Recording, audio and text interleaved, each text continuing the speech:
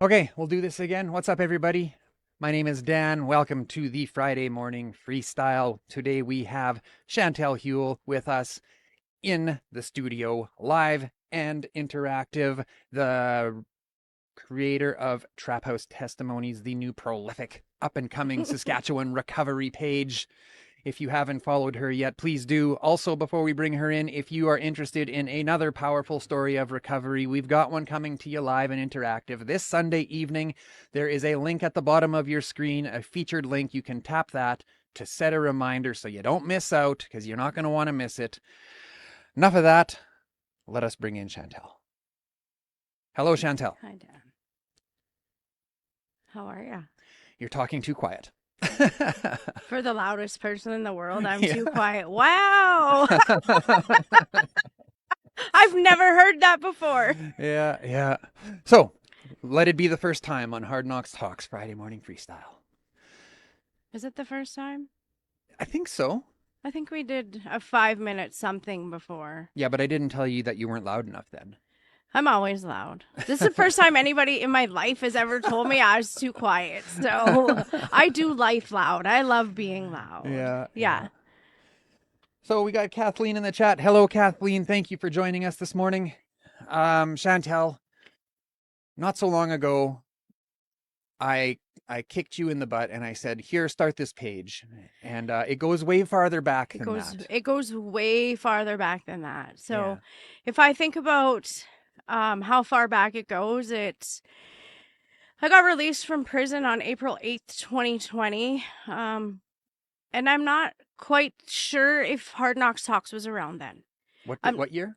2020, April 8th. 2021 February. Okay. So I was I was getting myself established in the halfway house in the community, and I seen this page pop up, and I was like, okay, what's this guy about? And I was really leery. I'm not gonna lie, I was really leery because I have my own traumas from the past of sharing my story and being made into a poster child for people, right? And that was a direct link to why I went back to the lifestyle and back to prison last time. So I seen this Dan character and this Hard Knocks Talks, and I didn't understand what he was doing or where he was going, but the more I paid attention, the more I liked what was happening. Not wanting to share my story, not wanting to be in the seat that I'm sitting in today, right? So for me, it's that vivid moment of Daniel Unmanageable posting a picture of himself buying makeup. And I was like, what the fuck? Go ahead. Yeah. Okay, so like, I remember that too, and like I have since stopped using it, because like I would go and not for any other reason than I just like I don't know if I like grew past the point of caring if my forehead was a little bit shiny, but like I remember Owen, I remember I had him on, and I went and I bought this makeup because of my forehead. I got these lights in the studio and it made my forehead shiny, and I'm like, I'm gonna do it. So I did it. And then it worked. And then for some reason, I felt like I should tell Owen about this. I should tell Owen that this helps shiny foreheads. And I did, and he didn't even respond. I'm like, dude, you got to get this. It takes the shine right out of your forehead. And it didn't even get a response. Well, and my response was like, this guy's fucked. Yeah. Like, what is he doing? So I remember for the first time messaging you and saying, if you need help with anything, let me know. Like, I got your back, because I wanted to be a part of something greater for the people. So I remember messaging you, and then I was like, but I'm never coming on your show. I'm never coming on your show. And I think for me, that's where our relationship, a trusting relationship, started to develop. And so then I would make comments, and then I would this, and then I would start messaging you. I have this amazing idea. And I think that's where the kick in the ass finally came to be, like, what, 7-8 weeks ago? I always come to you and I'm like, hey, I got this idea. Hey, I got this idea. Hey. And it was all talk and no walk, because it was fear for me. Technology scares the fuck out of me. I don't know how to do any of this stuff. And so you would come back at me and be like, okay, we can work on this together, but this is what you want to do. And then you have to do to get there. And I would ignore that. I would totally ignore it. And then I'd come back to the table with another idea.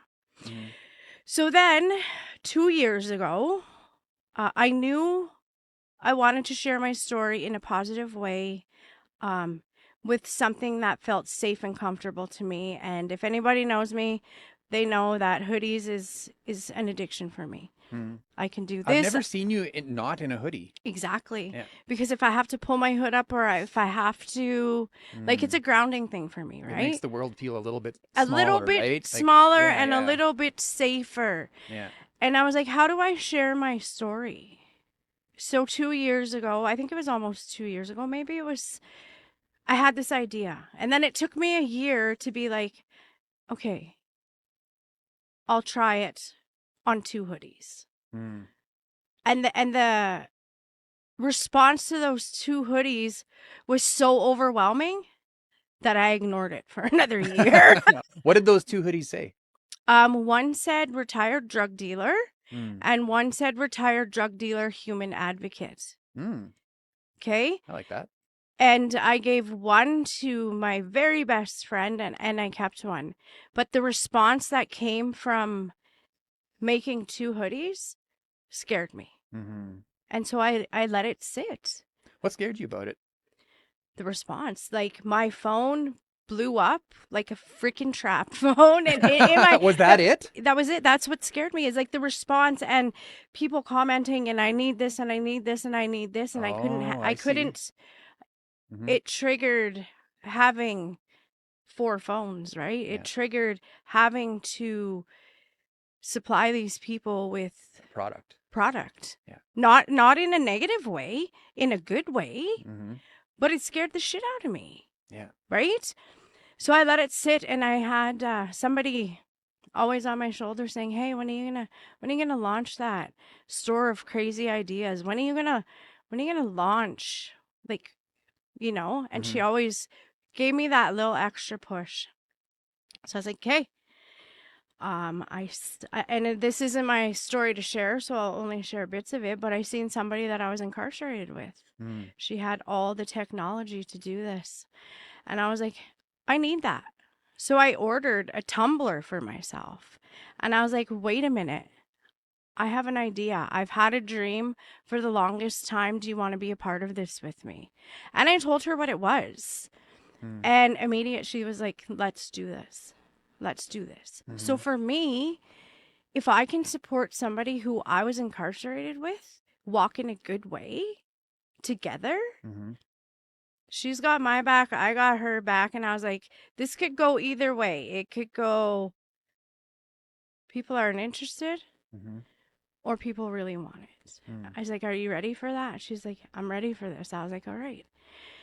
And the day my first order came in, I got home from work, and who's messaging me? Daniel. He's like, all you have to do, and I think we were at a conference that day in the community. Yeah. The FSIN one? Yeah, Yeah. we were at the conference, and I was a walking fuck show. I was anxiety filled, and you know. We did get a slick picture at the booth, though. We so did. You weren't so anxious that you weren't thinking. But the funny thing is I had an idea Mm-hmm. to decorate my boss's office with all of this Hard Knocks talks. Yeah. So we took that cool picture, and we're like, stay tuned, something big is coming. Mm-hmm. In my mind, it was the picture I was going to take in Russ's office the next morning. And then I get home, and you're like, hit accept. And I was like, what? And I looked in my notifications, and I was like, What did holy, the notification say? accept admin to Trap House testimonies. And I stared at it, and then I messaged you back, and I stared at it. And there was that fear again. Mm-hmm. That fear of, I got to answer to this. I got to do this. I got to do that. And then there was like the reality hit. Everything from prison, these dreams, these ideas, these prayers that I had put out there are now falling into place. And I was like, oh, fuck. Except. And then you're like, okay, make a post. And I was like, oh. So I was like, what do I do now? What do I do now? So I used my bio from certain things that I've done with, people like Bobby Henry and my bio with Alan Keeler, Whatever it Born is. No Resilient, one really whatever knows what his last it name is, is, okay? right? But nobody ever asks Alan. Right? Poor Alan. By the way, we're both wearing Born Resilient here. Right? Here We we are. didn't mean to do this, Alan, if you're watching, but here we are. You know, you want to talk about culture jamming, here we are. So I made my first post, and the response to that post came to my messenger on Facebook, and I was like, oh, fuck, I can't do this. Mm-hmm. Because it triggered, Mm-hmm. hook me up. I need this, I need that. And that's really where Trap House Testimonies started. Trap House Testimonies was the name of my story on Hard Knocks Talks. Mm-hmm. But it holds a huge... Trap House Testimonies is not just the name of my page. It's not just the name of my story. It's not just the name of a clothing line. Trap House Testimony for me is huge because 3 generations of my family made it out. I made it out. My daughter made it out, and my 3-year-old granddaughter made it out. We made it out of the trap. Mm-hmm. We made it out. And I've taken a lot of flack on and a lot of hate and bullshit and messages of hate for what I'm doing. Mm-hmm. They think I'm glamorizing a lifestyle, but I'm absolutely doing the opposite of glamorizing it. It's Mm-hmm. possible to make it out. Mm-hmm. And in such a short time, since I got out, if anybody knows my story, I woke up one morning and my daughter was my cellmate. And it was at that moment when I decided I need to find a better way. Mm-hmm. Like, I can't do this anymore. Mm-hmm. So I got out on parole, and my daughter's incarcerated, and Denny's left in the trap. Is it the greatest choice? No. Did people take care of her the best that they knew how? Yeah, but their addiction was that much more powerful than being able to care for this baby. Mm-hmm. So with honest, candid conversations, the first time ever, with social workers and a huge community of people, like, raising this baby, because I'm in a halfway house. Mm-hmm. And honestly, if I say, yeah, I'm going to raise her, I'm going to take her, I might spiral back to that life because I'm just learning how to live, right? So we got her out of the trap. At 6 months old, she witnessed more violence, more drugs, more gang activity, more anything than probably a lot of 6-month-old babies. So Trap House Testimonies is not a negative connotation or phrase for me. Mm-hmm. It's my story. Mm-hmm. And I'm sure it's a lot of other people's stories. But for me, it personalizes who I am and what happened to my family. And we made it through, right? Mm-hmm. It's hard, but we did it. And it's catchy as fuck. Communications, knowledge translation. Deadly. Yeah, and I don't know where that title came from, like way back when I was like, because like I name every episode, right? And like I sit with it. Like it's not something that I just like rattle off. Like I sit in the experience, and I, after I talk with the person, and I let it come to me, right? And that's how that came to be, and it's just wonderful how it's Well, I think we moved shared a forward. lot of you and I when we went to Tim Hortons. Mm-hmm. That day you intentionally forgot your wallet and I had to pay for everything. My win of the day was free coffee. I don't give a shit, man. We went through a lot of war stories that happened to me in the trap houses, right? And so, I mean, it fit. For me, it fit. Right? Yeah. If you're watching right now and you want to look at that, if you want to hear Chantel's story on that episode of Hard Knocks Talks, you can find it on the Hard Knocks Talks YouTube channel. It's down a ways, but if you look, you will find it. It is there. Let's look at some comments. We have... Let's see if this works. I didn't test this, so everything might go sideways. Oh, it worked. We've got Amanda. Says, good morning, Nugs. Hi. Nugs Queen, you're the best. I've been nugget free for 5 months and 1 week. Just letting y'all know. For anyone who doesn't know, Chantel has a deep love-hate relationship with chicken nuggets from McDonald's. And, only McDonald's. Only McDonald's. Yeah. So, what else do we got here? Dion. Good morning, Dion, my friend. Hard Knocks, or no, sorry, Truth and Agony wife? Truth and Wife. Agony mom? That's Wife. Dion. Wife. Wife. Yeah, wife. Good morning, Dion. Dion says, I had a dream the other night where Luke was having his album release party, which is coming. Is coming, you guys. If I you got guys the invite today. Yes, we don't know. Album release. I don't remember the exact date, and June we're not. It's 28th. not. Is it on us to drop that date? Oh, I just dropped it. Oh, Sorry. well, there you go. So, anyways, that's coming. I hope we don't get sued now. Oh no, I got the wrath of Luke. I don't think we will. Anyways, Dion says, I had a dream the other night where Luke was having his album release party and you were the main bartender wearing your retired drug dealer hoodie. Hey man, I wore my retired drug dealer hoodie to the cop shop yesterday just to make a statement. Beautiful. Yeah. That's beautiful. Let's see. What else do we got here? Aaron, good to see you this morning. Aaron says, good morning, Hard Knocks Talks. He also says, good morning, Trap House Testimonies. Good morning. We've got Blair Friesen, Saskatchewan Blair. I call her that. I don't know why, but I do. Blair says, I just love this so much. Thank you for all that you do. Wow. I'm starting a new journey with Blair on Monday. Oh, excellent. Yeah. Aaron says, now you're a hope dealer. Mm-hmm.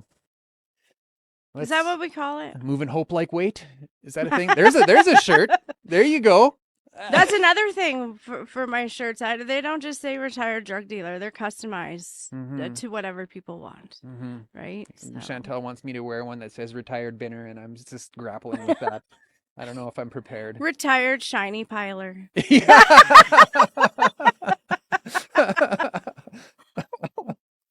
Oh, yes. Tiffany says, stay away from the nugs. I know. It's terrible. I was eating like 20 a day after I thought about it, and I was like, I wonder why I didn't feel good. Yeah, yeah. Bad habits. Yeah. Yeah. So you've been getting some hate about, would you call it hate? Is it hate or is it concern? Is it concern? Is it hate? Is it other people's opinions and I don't give a fuck? Like I don't. From dope to hope, Amanda said. Why would you do this? Why would you put that on a hoodie? Why? I think the biggest flack I took most recently, I mean, I messaged you on one of them when Trap House Testimony started. I was like, but the biggest one I put was when I posted a hoodie I made for one of the moms from Mom Stop the Harm. Cheryl. She said, can you make me a hoodie? And I said, let me sit with it because I wanted to personalize it to her story. And so it said mom of retired / dead drug dealer. And then I put the purple hearts down the side of the sleeve and forever 27 Jordan. And I posted it.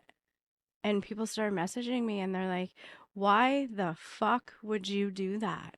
Why would you put that out there? Why would you even want people to see that? And my response was, why wouldn't I? Why wouldn't I? People are dying at alarming rates. My babies lost their dad October 23rd, 2020. Amanda's just blowing up the comments. I'm not looking. At alarming rates, I lost somebody very, very close. My babies lost their dad. Like, why wouldn't I put it out there? It's truth. Yeah. So, I mean, I usually don't respond to them. I let them, right? I remember there was a time where I would get reactive and I would flip out right back, but it's like, you're entitled to your opinions, but I believe that if we recover out loud and we spread truth in uncomfortable ways, people will get it. They might not. But let's not hide the fact that this bullshit is happening, right? People are dying. Violence, suicide, overdoses. The drug supply has changed. The game ain't the same, right? And it seems like there's no longer a visceral effect Like when we hear it on the news talking about tragic doses and tragic toxic, drug supplies and all of these terrible things, the response to it is it seems like it's been watered down. We've People fail like to have an understanding that these are humans. Mm-hmm. They have stories that will never be told if we don't tell their stories for Mm-hmm. them, right? Like what are the faces behind the deaths? Mm-hmm. What are their stories? Mm-hmm. We always talk about, oh, the tragic overdoses and this many overdoses and 461 overdoses in 2022. That's great. But how Mm-hmm. about we share their stories? Because Mm-hmm. the dead don't recover. Mm-hmm. They don't. So who's going to give them their voice? Mm-hmm. I give Justin his voice as much as I possibly can. Why wouldn't I help other people, right? Mm-hmm. So then I have people reach out. Can you create this for me? Can you create that for me? Mm-hmm. Okay, let me think about it. Mm-hmm. Tell me a bit of your story. And it goes on to a hoodie. Mm-hmm. And it all started with me just sharing my story on a hoodie. Yeah. And it takes a certain amount of courage to wear your current design, like it takes a certain amount of courage to put that on and to walk out there and and foster responses out of people, because I'm sure like that will definitely foster conversations, Oh, and definitely. and maybe not even ones that are like welcomed but necessary, but it's an opportunity to begin a conversation. And I've learned that sometimes the best way to bring people, the best way to break through that shell and start communication is with anger, Yeah. is with confusion, Yeah. So it's wonderful that that that that you found a way to do that, I think I've learned a lot about myself Mm-hmm. as well. Mm-hmm. Not having fear, being able just to, I mean, anybody knows me, I'm always like, right? So Yeah. that's where obviously the middle finger one came from, right? Mm-hmm. But not everybody is like me. And there's a lot of drug dealers that have done time. So it was the bars one. But to have those conversations, like when I came in here today and you're like, you're so calm. Mm-hmm. Which is like I'm I usually flying off the walls all over the place, but yeah. it's like, let's go do this. Mm-hmm. I've learned how to not be reactive, how to not respond in, I mean, that's yours. This is mine, right? Mm-hmm. I'm doing what I do.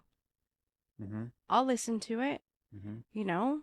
Mm-hmm. I've had to learn that in my journey. I've had to listen to people say, "Hey, you destroyed my family. You sold my husband drugs. You sold my child drugs." And this was the spiral effect of what happened to my family because you were their dealer. Mm-hmm. And I was like, "Whoa." What do you say to that? I have to sit with it. And then I have to apologize and ask for forgiveness and explain that's not who I am anymore. Mm-hmm. So, a lot of growth since, I guess, this journey. I became moderator for Hard Knocks Talks. Mm-hmm. A lot of behind the scenes work I've done, what, for 18 months? Yeah, tell us about that. Like, because I mean, we talked a little bit about your experience when I sent you this do this page now. I was expecting you to be like, no. So I was I like, was in my mind. I was like, "Fuck you, Dad." when you accepted it, I was like, I had to sit the fuck down. I had to like question, "Am I ready for this?" Mm-hmm. And you know what? I've learned that if you don't accept uncomfortable, then you're not going to change and the growth doesn't happen. Mm-hmm. And just amazing things Mm-hmm. have happened, right? Like I get to go back home to Regina. This is the first time I'm going back in a good way. Mm-hmm. Back to places and reconnecting with old staff members and coworkers and just going into drug court and hanging out and shooting the shit, Does that right? trigger Like, you?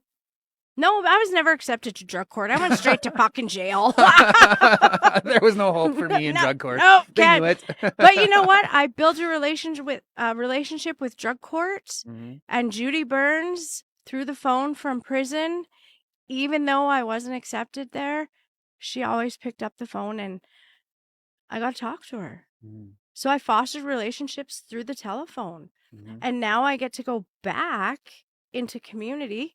Wasn't safe for me for the longest time. Mm-hmm. And I only stay for a few hours and I know my limits, but I started being loud here Mm-hmm. and now I get to go there and be loud. Mm-hmm. And it's kind of really amazing, Mm-hmm. right? To Mm-hmm. see that 360.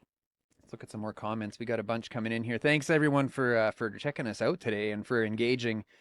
We really appreciate all the comments. I don't know if you know this or not, but not only are the comments meaningful to the conversation, but every engagement we get lets the algorithm know that what we're doing is important and it shows us to more people. So thank you for helping us carry our message today. I appreciate that very much. Please keep it coming. Sierra Cosmo, retired carpet surfer.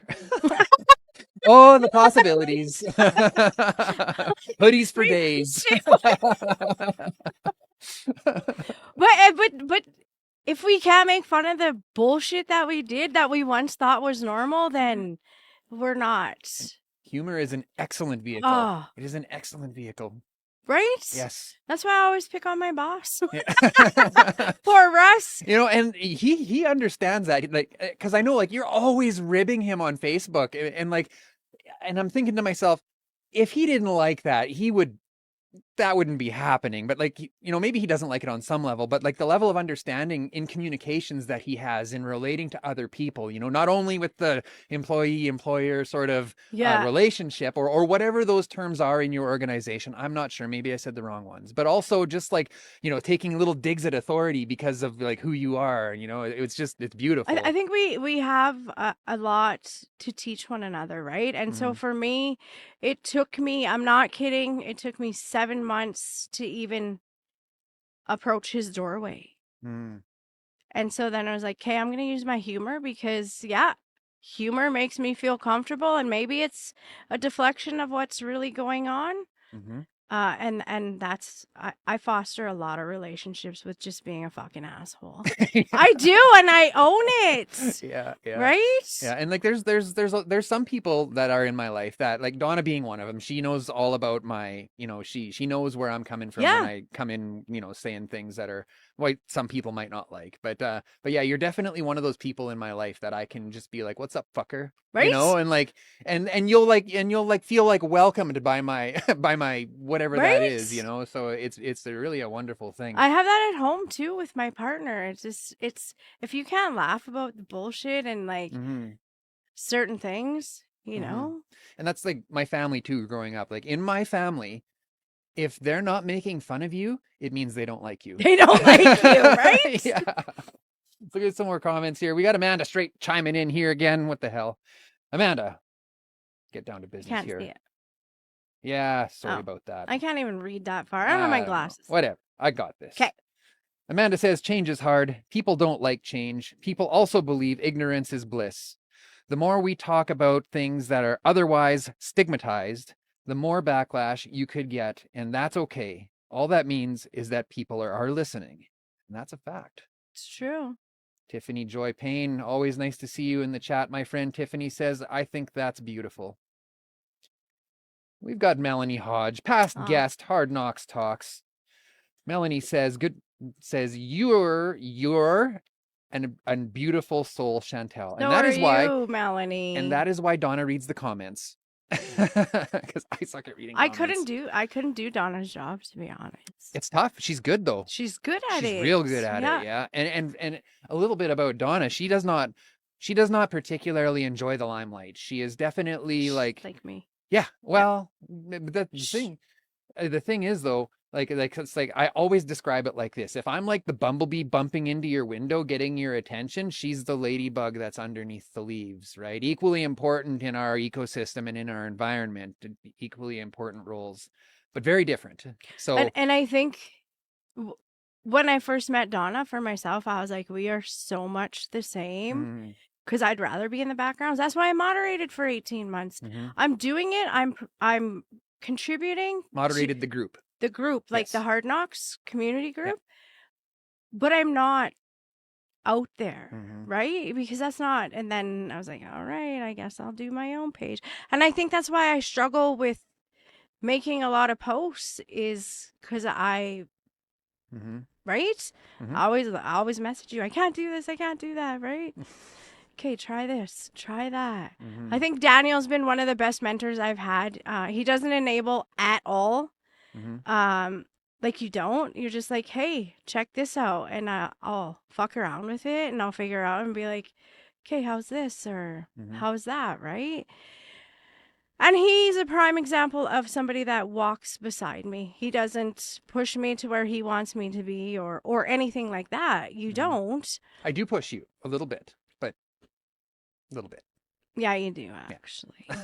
But you walk with me and you get That's it. right. You understand my trauma, my PTSD, my anxiety, and Mm-hmm. every mental health issue, right? Like, Mm-hmm. so Yeah. it's coming slowly. I'm not like boots to the ground running like you are with Hard Knocks. I'm not so sure. You know, like I said to you before, it took me a year to get to 5,000 followers, and like you like exploded up to 2,500 in like the first week or something Yeah. like that. You know, in fact, that's an interesting point. One of the posts that you posted that got explosive engagement was that one with the picture of the trap that you were in Regina. Tell us about that. So that's the last place ugh. 948 Garnet Street Mm-hmm. was the last trap I was ever in. And if those walls could talk in that house, the stories that they would tell. Mm-hmm. Oh. And I go back to there and I just sit there to remember like the violence in that house. You know, I remember being on the ankle bracelet. I was on the monitor in that house and Mm-hmm. I thought I had my probation. I did have her fooled for quite some time, but um things obviously always come to light, right? But the amount of times that house got shot up, the amount of drugs that came through that house, the amount of violence that happened inside of that house when my kids were in there and my grandkids were in there, and like if the walls could talk, Mm-hmm. you know, the machete, I look at the door, um because me and my daughter weren't she's my daughter, but we weren't always close, right? We've Mm-hmm. gone down some ugly roads, and the machete um it's funny now, it wasn't at the time, but I look at that machete mark where she like put the machete through the door, and um Mm-hmm. I made that post out of anger of people being labeled and stigmatized and sorry, judged. You know, if Yeah. you take the time to get to know somebody like me or others of why I did the things I did, and chose the things I chose, there's a deeper story to it, Mm-hmm. right? I wasn't out there destroying communities and selling drugs and selling guns and doing all of this bullshit because I wanted to. There was a lot of hurt and pain inside of me, Mm-hmm. and a lot of hurt and pain inside of that house. And I was like, you know what? That's going to be my first post. And Mm-hmm. it fucking blew up. Yeah. It blew up, and I was like, whoa. But How many that, people did that thing reach? Like a lot. I don't even know. crazy. You know, I look at because like I'm also admin on the Trap House Yeah. page, and I look like in my first year I was lucky to see 50,000 reach. I would reach 50,000 people in a month. Right now, the Trap House Testimonies page is reaching 250,000 people every month.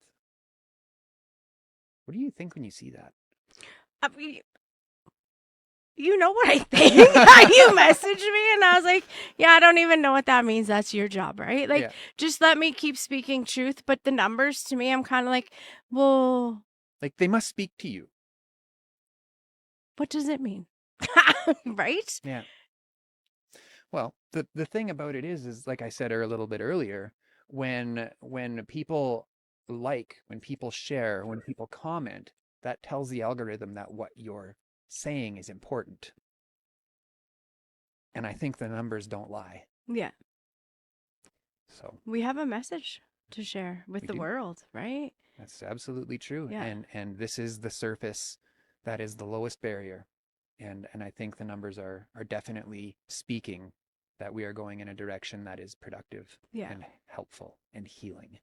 Not only for ourselves, because I get a lot of healing out of what I do. Yeah. You know, helping people, services is in community. Relationships are the most important things in anyone's life, I would hope. Trusting relationships. That's right. Right? Yes. You got to add that trusting in there, because if there's no trust in that relationship, it's not going to happen. Yeah. We got a lot of comments coming in here, my friend. Well, you read them. I will. Oh, we've got Manny. Manny, good to see you this morning. Manny from My Fight, Our War, Warriors, past guest on Hard Knocks, also a retired club member. Nice. Yeah, down in Detroit. He was on a few weeks ago. Powerful story. So anyways, good to see you, Manny.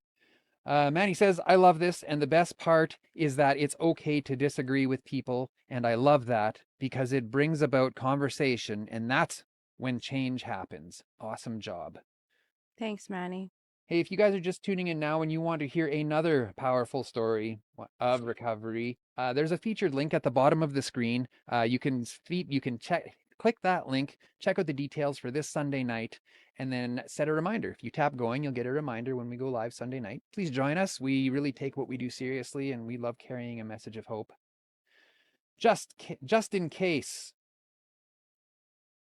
Good morning, my friend Just in Case says any story of recovery is seriously important and to tell and get out there.